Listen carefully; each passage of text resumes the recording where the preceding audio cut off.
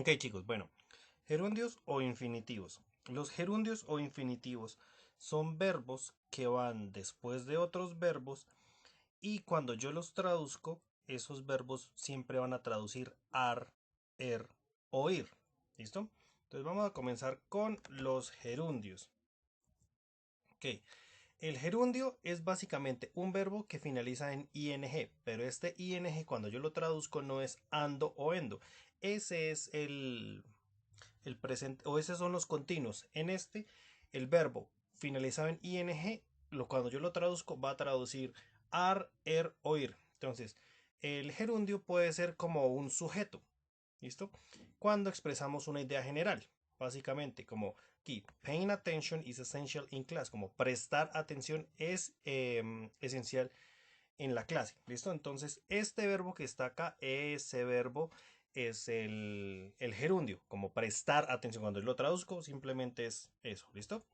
También el gerundio va cuando los verbos van después de cualquier preposición. Por ejemplo, I'm looking forward to.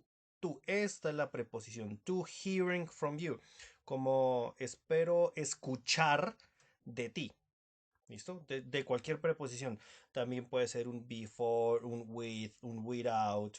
Cualquier preposición que tengamos. Entonces, si un verbo va después de esa preposición, va a traducir ar, er, oír. Entonces, espero escuchar de ti. Después de expresiones verbales como can stand, que significa no aguanto, no soporto, no puedo evitar el can help, no puedo evitarlo. El be used to es estar acostumbrado y el get used to es acostumbrarse a algo. Don't mind como no me importa o would mind como te importaría. It is not used como no hay punto en hacer algo. Por ejemplo, I can't help getting angry when pupils speak in class. Como no puedo evitar enojarme. El get angry es enojarse. Entonces, enojarme con los estudiantes cuando hablan en clase. Am, y cuando también es un objeto directo. Y pues para esto sí necesitamos una lista de verbos. Verbos como por ejemplo continue, enjoy, like, love, prefer, suggest, recommend. Entonces, verbos que vayan después de esos verbos siempre van a sonar con are, er o ir. Entonces, por ejemplo, digamos, I prefer going to the beach. Todo verbo que vaya después de estos verbos que están acá o la lista que yo les envíe al grupo de WhatsApp. Entonces, esos verbos, eh, si van verbos que vayan después de esos verbos, van a ir con ing, con gerundio. ¿Listo? Am, tenemos las expresiones esas las teníamos y también verbos como feel like, que es tener ganas, it is not used como es inútil, no hay punto, no hay manera, look forward como esperar algo, spend time como pasar el tiempo y pues los ejemplos. Entonces, si ustedes se dan cuenta, verbos que vayan después de estas expresiones o después de esos verbos siempre van a ir con ing. Pero entonces, ese ing ya saben que no es ando o endo, sino ar, er o ir. Y eso, por ejemplo, digamos este. Este va después de una preposición que es el to. Otra preposición, después de una expresión, otra expresión. Y así sucesivamente, ¿listo? Entonces ahí ustedes pueden pausar y ver los ejemplos, ¿vale? Ah, Otros verbos que también me pueden servir como objeto directo, pues serían de pronto los de sentimiento.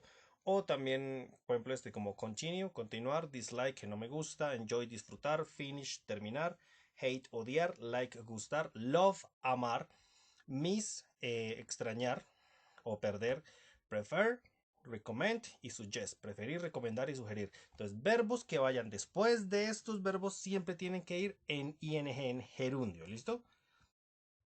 Entonces, por ejemplo, digamos, he continues doing sports y, por ejemplo, I recommend watching that movie, ¿vale? Con el verbo love pueden ir los dos, pero con el love siempre es mejor utilizar un gerundio, ¿vale? Y ahora, los infinitivos. Los infinitivos son exactamente lo mismo que los gerundios, solo que el infinitivo ya no le tengo que agregar el ing, pero sí tengo que escribirle un to antes. Y lo mismo, cuando yo los traduzco van a traducir ar, er o ir.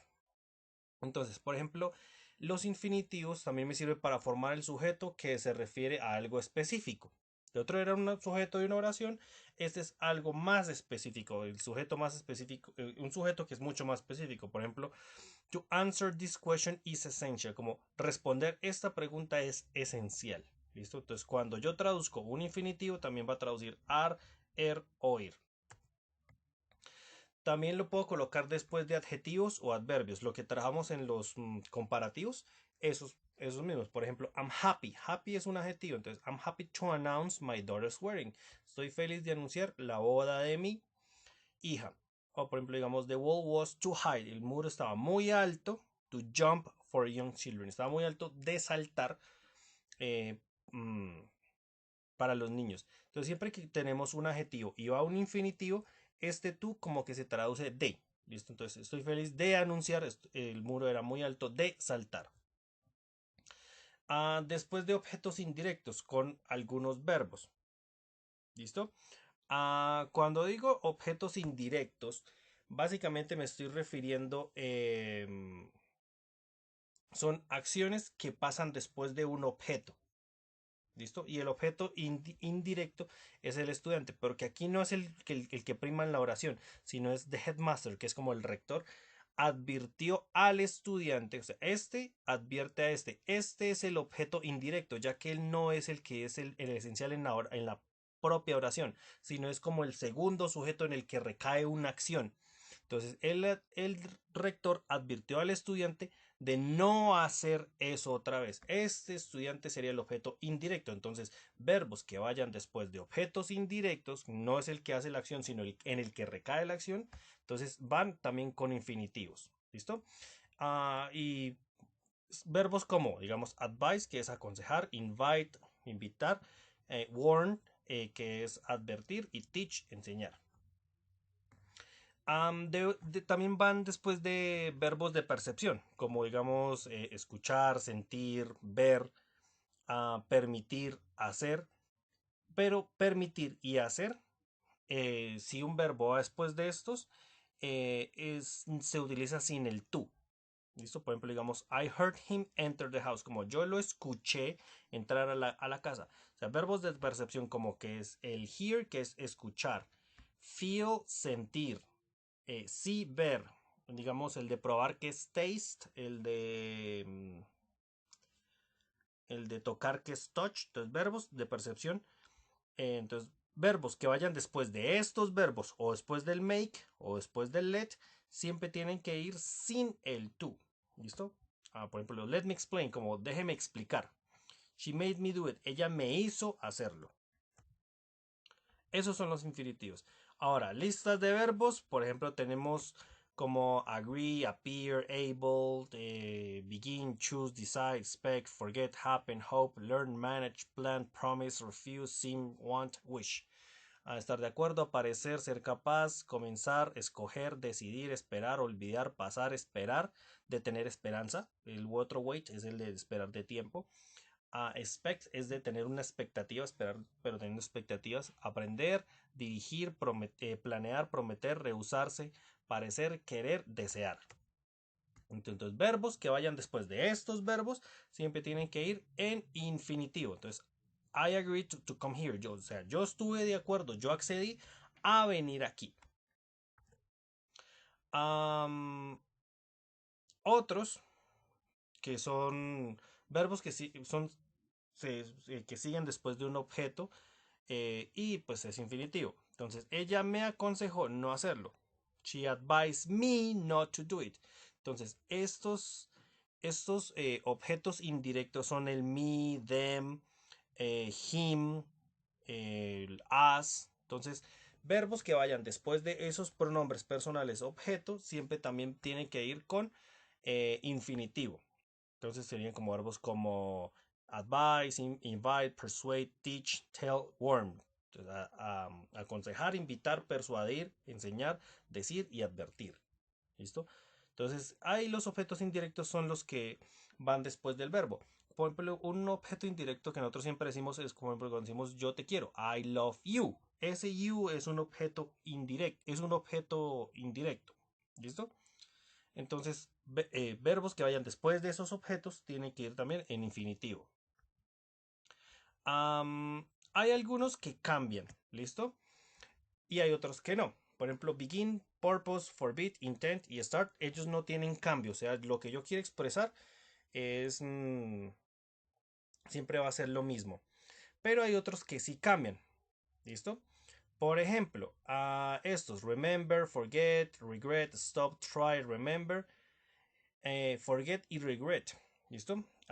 Recordar, olvidar, arrepentirse, parar, intentar. ¿Listo? Son infinitivos en futuro, pero son gerundios en pasado. Entonces, por ejemplo, digamos, yo recuerdo asistir a clases de baile cuando yo era un niño. O sea, I remember to attend. O sea, cuando es en pasado, básicamente es un gerundio. Pero cuando es futuro, es un infinitivo. Como recuerde revisar las preguntas antes de presentar el examen. O sea, como a futuro. ¿Listo? El stop.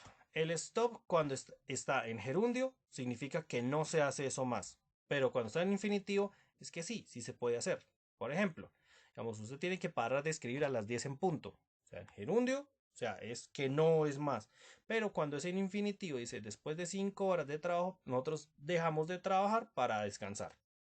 Entonces es como, sí, o sea, se puede hacer. El try cuando está en gerundio es un experimento, pero cuando está en infinitivo es hacer el esfuerzo. Por ejemplo, yo estaba intentando abrir la puerta, pero no pude. ¿Listo? Aquí sería to open. O sea, cuando va el to open es un infinitivo. O sea, yo hice el esfuerzo. O sea, yo intenté, pero pues no pude. Y en esta, por ejemplo, el que es gerundio sería el using, como ¿por qué no intenta usar esta llave? O sea, es un experimento. Listo, chicos, ese es todo básicamente el tema, ¿vale?